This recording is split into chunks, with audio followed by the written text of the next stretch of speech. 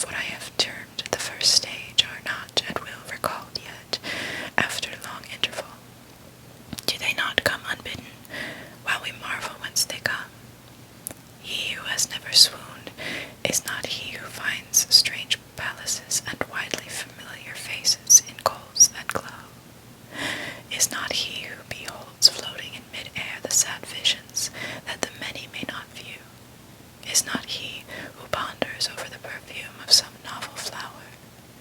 Is not he whose brain grows bewildered with the meaning of some musical cadence which has never before arrested his attention?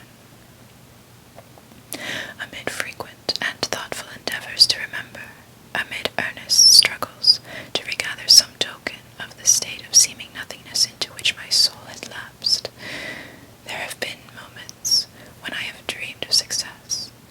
There have been brief, very brief periods when I have conjured up remembrances which the lucid reason of a later epoch assures me could have had reference only to that condition of seeming unconsciousness.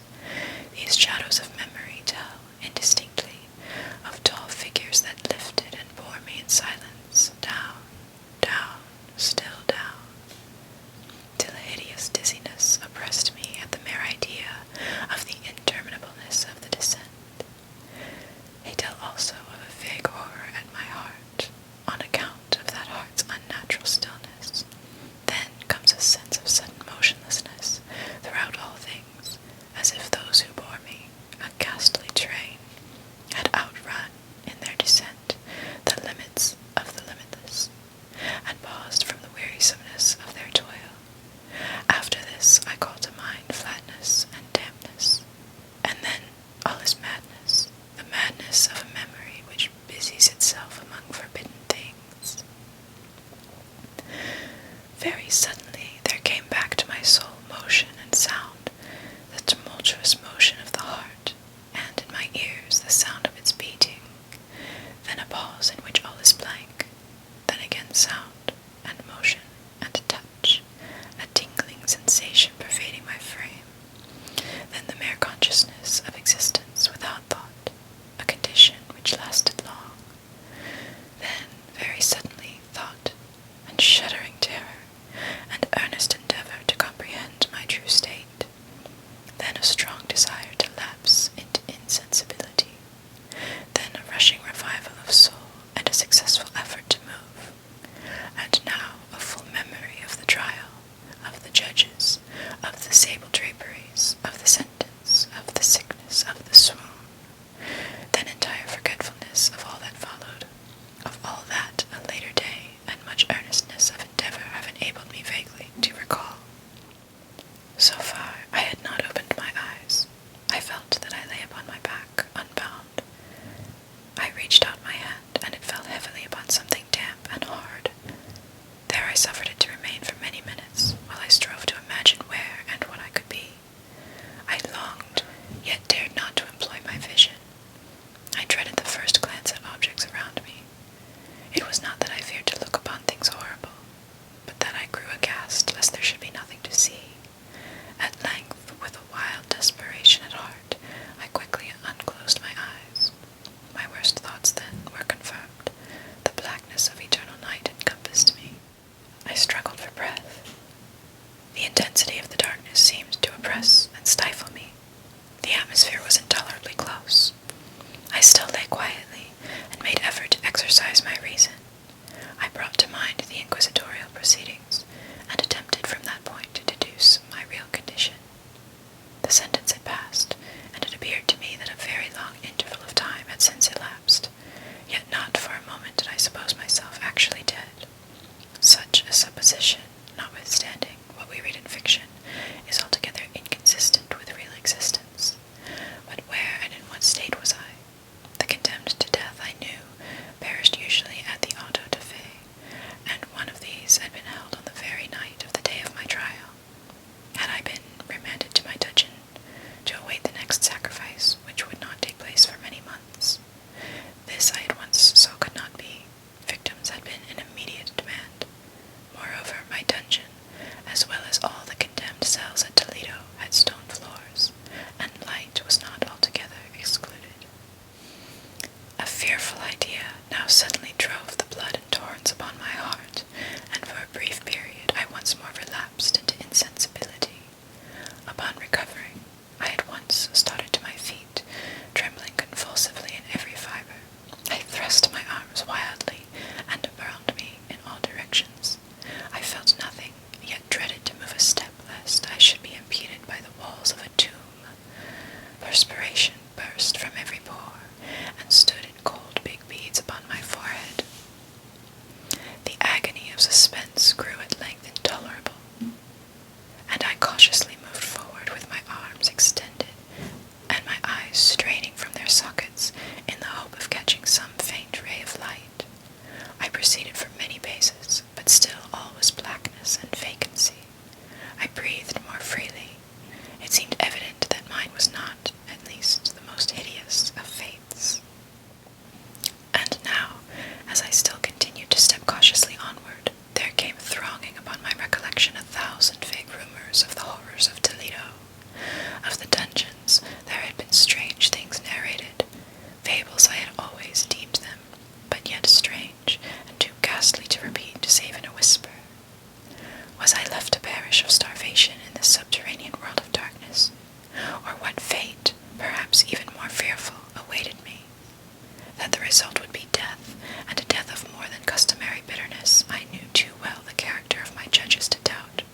The mode and the hour were all that occupied or distracted me. My outstretched hands at length encountered some solid obstruction. It was a wall, seemingly of stone masonry, very smooth, slimy, and cold. I followed it up, stepping with all the careful distrust with which certain antique narratives had inspired me. This process, however, afforded me no means of ascertaining the dimensions of my dungeon, as I might make its circuit, and return to the point whence I set out, without being aware of the fact. So perfectly uniform seemed the wall. I therefore sought the knife which had been in my pocket, when led into the inquisitorial chamber, but it was gone. My clothes had been exchanged for a wrapper of coarse serge. I had thought of forcing the blade in some minute crevice of the masonry, so as to identify my point of departure. The difficulty, nevertheless, was but trivial, although, in the disorder of my fancy, it seemed at first insuperable. I tore part of the hem from the robe and placed the fragment at full length, and at right angles to the wall. In groping my way around the prison, I could not fail to encounter this rag upon completing the circuit. So at least I thought, but I had not counted upon the extent of the dungeon, or upon my own weakness. The ground was moist and slippery. I staggered onward for some time, when I stumbled and fell. My excessive fatigue induced me to remain prostrate, and sleep soon overtook me as I lay. Upon waking, and stretching forth an arm, I found beside me a loaf and a pitcher with water. I was too much exhausted to reflect upon this circumstance, but ate and drank with avidity. Shortly afterward I resumed my tour around the prison, and with much toil came at last upon the fragment of the serge. Up to the period when I fell, I had counted 52 paces, and upon resuming my walk, I had counted 48 more. When I arrived at the rag, there were in all then 100 paces, and admitting 2 paces to the yard, I presumed the dungeon to be 50 yards in circuit. I had met, however, with many angles in the wall, and thus I could form no guess at the shape of the vault, for vault I could not help supposing it to be. I had little object, certainly no hope these researches, but a vague curiosity prompted me to continue them. Quitting the wall, I resolved to cross the area of the enclosure. At first I proceeded with extreme caution, for the floor, although seemingly of solid material, was treacherous with slime. At length, however, I took courage, and did not hesitate to step firmly, endeavoring to cross in as direct a line as possible. I had advanced some 10 or 12 paces in this manner, when the remnant of the torn hem of my robe became entangled between my legs. I stepped on it, and fell violently on my face. In the confusion attending my fall, I did not immediately apprehend a somewhat startling circumstance, which yet in a few seconds afterward, and while I still lay prostrate, arrested my attention. It was this. My chin rested upon the floor of the prison, but my lips and the upper portion of my head, although seemingly at a less elevation than the chin, touched nothing. At the same time my forehead seemed bathed in a clammy vapor, and the peculiar smell of decayed fungus arose to my nostrils. I put forward my arm, and shuddered to find that I had fallen at the very brink of a circular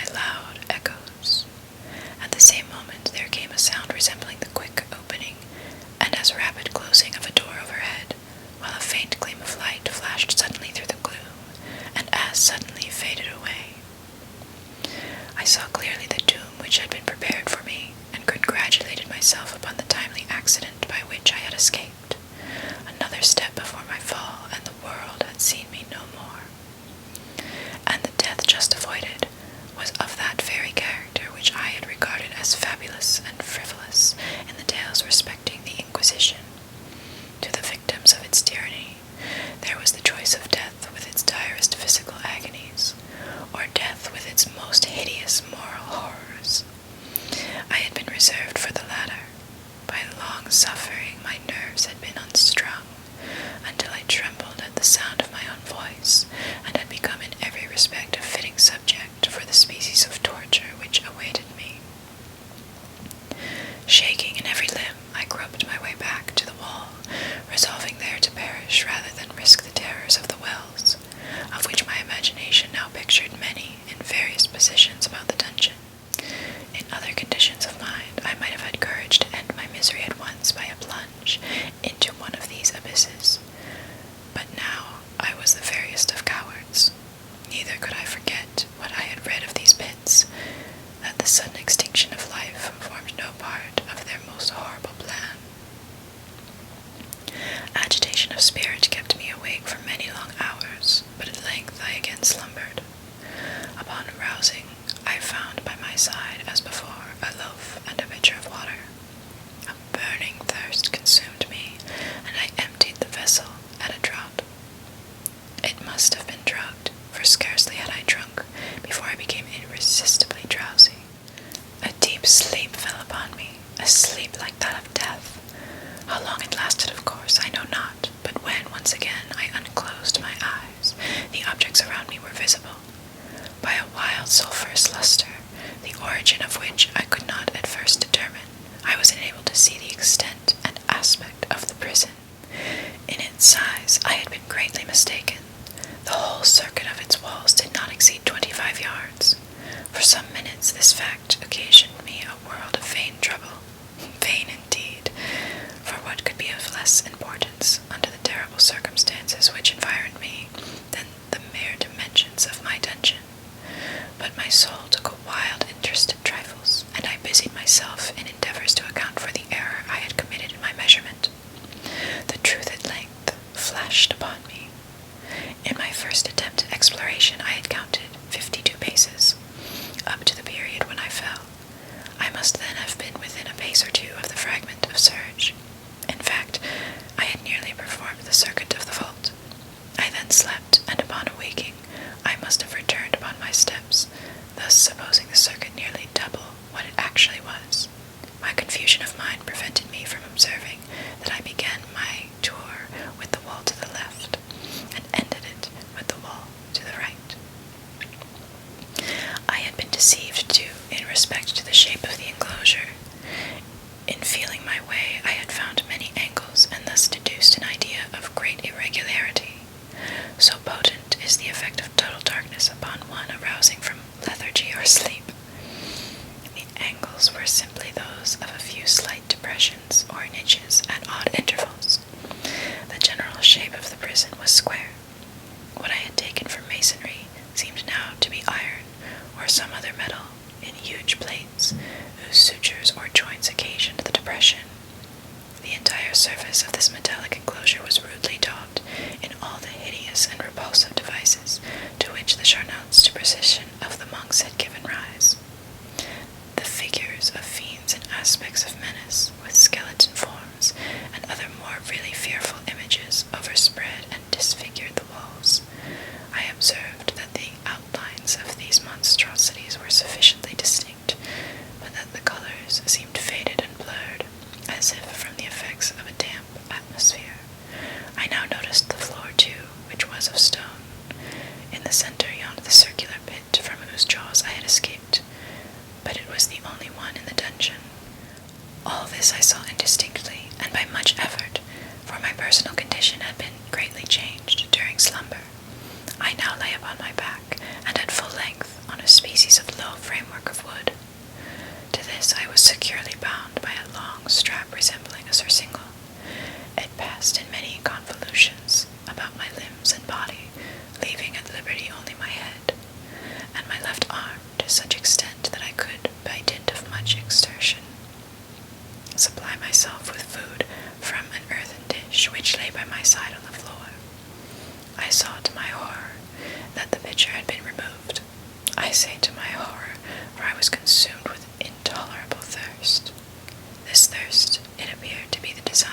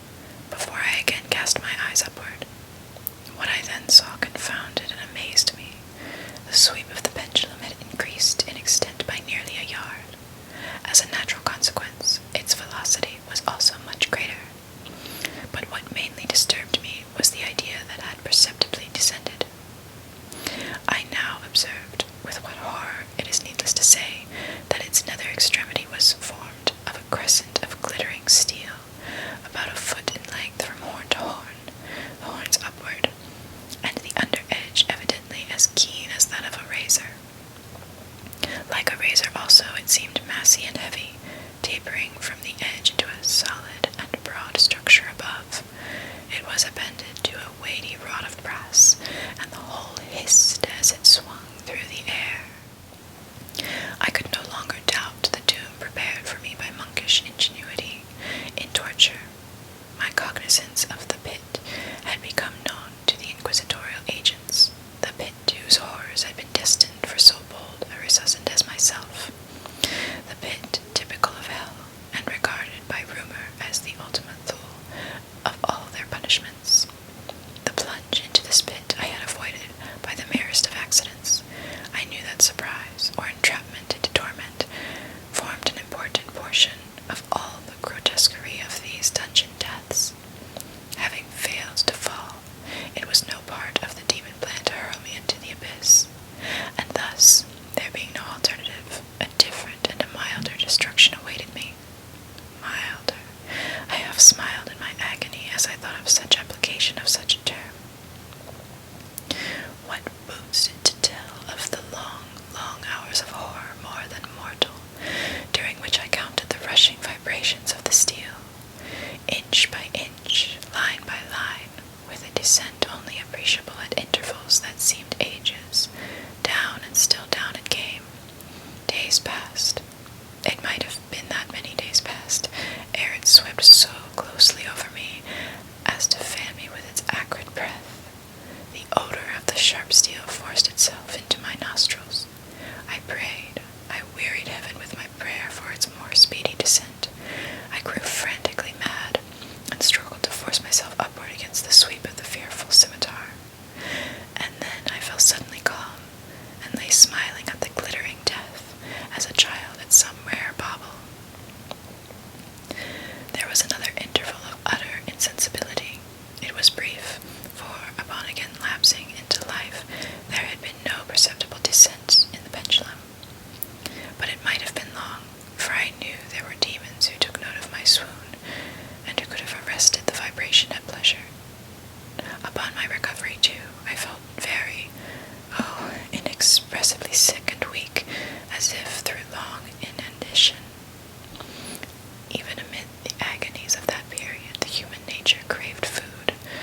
With painful effort, I outstretched my arm as far as my bonds permitted, and took possession of the small remnant which had been spared me by the rats. As I put a portion of it within my lips, there rushed to my mind a half-formed thought of joy, of hope. Yet what business had I with hope? It was, as I say, a half-formed thought. Man has many such which are never completed. I felt that it was of joy, of hope, but felt also that it had perished in its formation. In vain I struggled to perfect, to regain it. Long suffering had nearly annihilated all my ordinary powers of mind. I was an imbecile, an idiot. The vibration of the pendulum was at right angles to my length. I saw that the crescent was designed to cross the region of the heart. It would fray the serge of my robe. It would return and repeat its operations again and again, notwithstanding terrifically wide sweep, some 30 feet or more, and the hissing vigor of its descent, sufficient to sunder these very walls of iron. Still the fraying of my robe would be all that, for several minutes, it would accomplish. And at this thought I paused. I dared not go farther than this reflection. I dwelt upon it with a pertinacity of attention, as if, in so dwelling, I could arrest here the descent of the steel.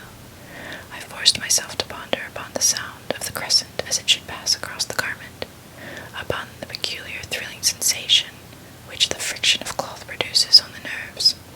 I pondered all this frivolity until my teeth were on edge. Down, steadily down it crept.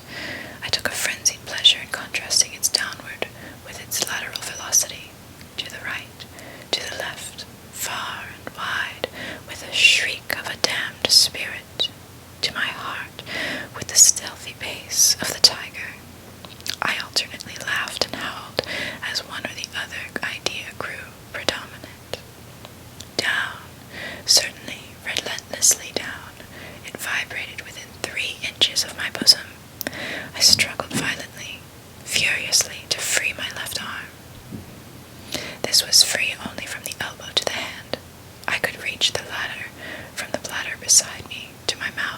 with great effort, but no farther. Could I have broken the fastenings above the elbow, I would have seized and attempted to arrest the pendulum. I might as well have attempted to arrest an avalanche. Down, still unceasingly, still inevitably down. I gasped and struggled at each vibration. I shrunk convulsively at its every sweep. My eyes followed its outward or upward whirls with the eagerness of the most unmeaning despair. They clothed themselves spasmodically at the descent, although death would have been a relief. Oh, how unspeakable!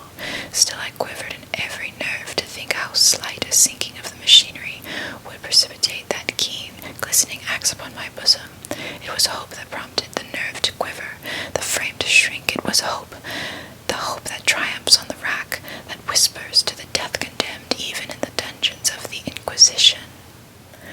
I saw that some 10 or 12 vibrations would bring the steel in actual contact with my robe, and with this observation there suddenly came over my spirit all the keen, collected calmness of despair. For the first time during many hours, or perhaps days, I thought, it now occurred to me that the bandage, or surcingle, which enveloped me was unique. I was tied by no separate cord. The first stroke of the razor-like crescent athwart any position of the band would so detach it that it might be unwound from my person by means of my left hand. But how fearful in that case the proximity of the steel! The result of the slightest struggle, how deadly! Was it likely, moreover, that the minions of the torturer had not foreseen and provided for this possibility? Was it probable that the bandage crossed my bosom in the track of the pendulum? Dreading to find my faint, and as it seemed, in last hope frustrated, I so far elevated my head as to obtain a distinct view of my breast. The surcingle enveloped my limbs and body close in all directions, save in the path of the destroying crescent. Scarcely had I dropped my head back into its original position when there flashed upon my mind what I cannot better describe than as the unformed half of that idea of deliverance to which I have previously alluded, and of which a moiety only floated indeterminately through my brain when I raised food to my burning lips. The whole thought was now present, feeble, scarcely sane, scarcely definite, but still entire. I proceeded at once, with the nervous energy of despair, to attempt its execution. For many hours, the immediate vicinity of the low framework upon which I lay had been literally swarming with rats. They were wild, bold, ravenous, their red eyes glaring upon me as if they waited, but for motionlessness on my part, to make me their prey.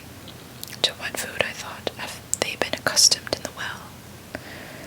They had devoured, in spite of all my efforts to prevent them, all but a small remnant of the contents of the dish.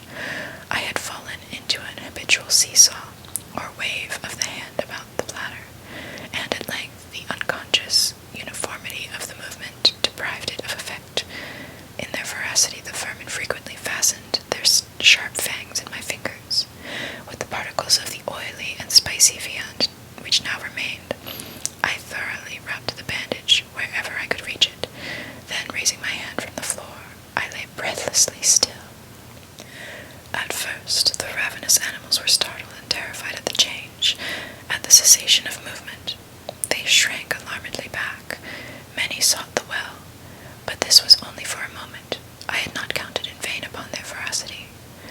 Observing that I remained without motion, one or two of the boldest leaped upon the framework and smelt at the surcingle. This seemed the signal for a general rush. Forth from the well they hurried in fresh troops. They clung to the wood, they overran it, and leaped in hundreds upon my person. The measured movement of the pendulum disturbed them not at all. Avoiding its strokes, they busied themselves with the anointed bandage. They pressed, they swarmed upon me in ever-accumulating heaps. They writhed upon my throat, their cold lips assault my own. I was half stifled by their thronging pressure.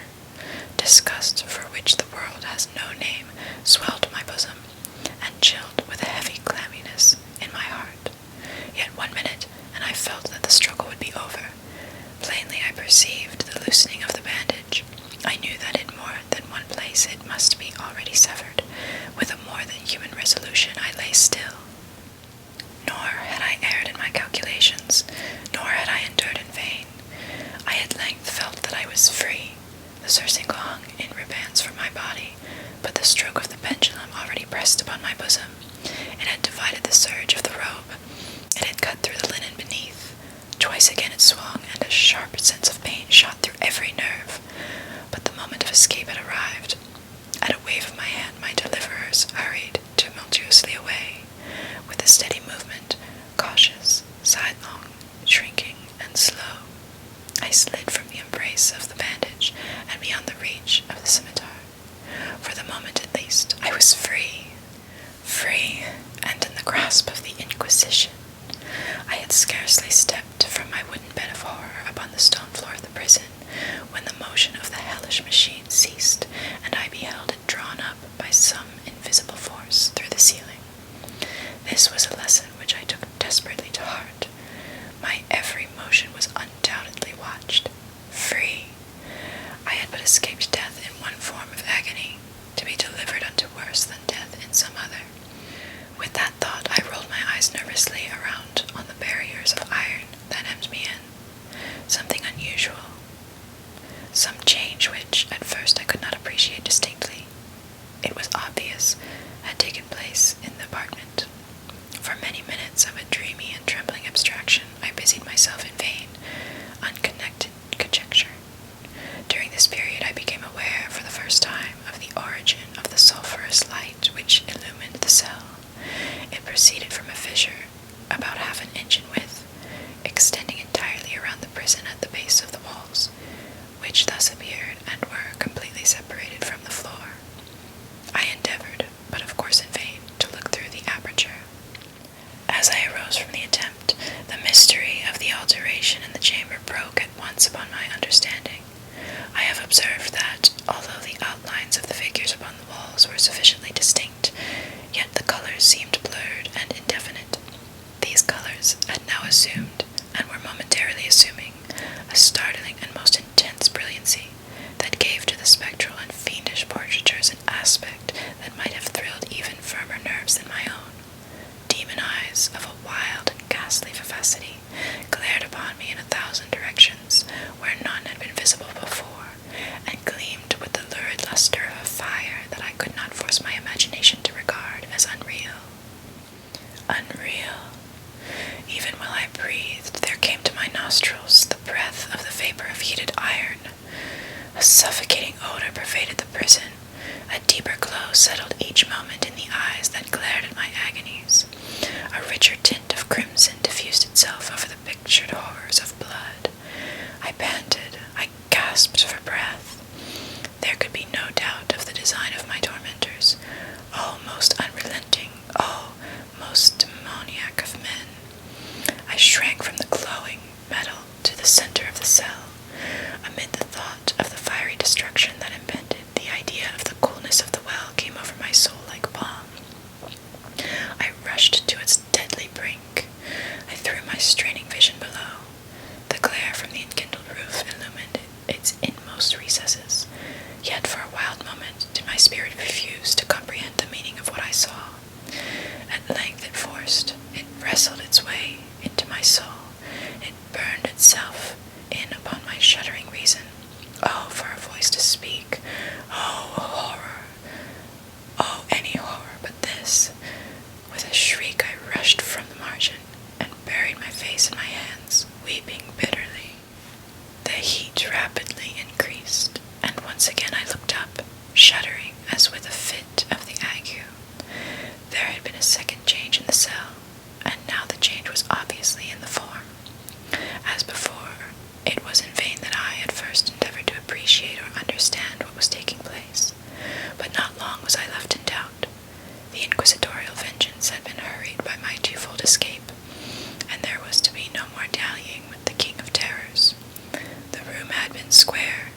I saw that two of its iron angles were now acute, two consequently obtuse. The fearful difference quickly increased with a low rumbling or moaning sound.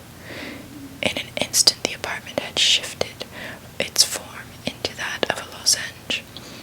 But the alteration stopped not here. I neither hoped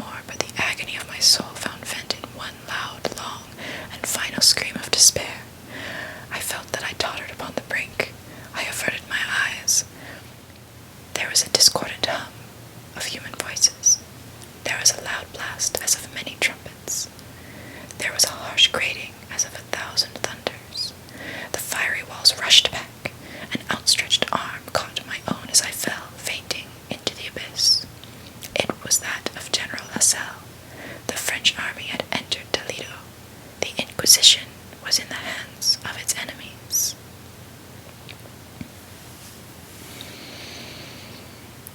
Wasn't that positively dreadful? And now, I will allow you to drift off to sleep.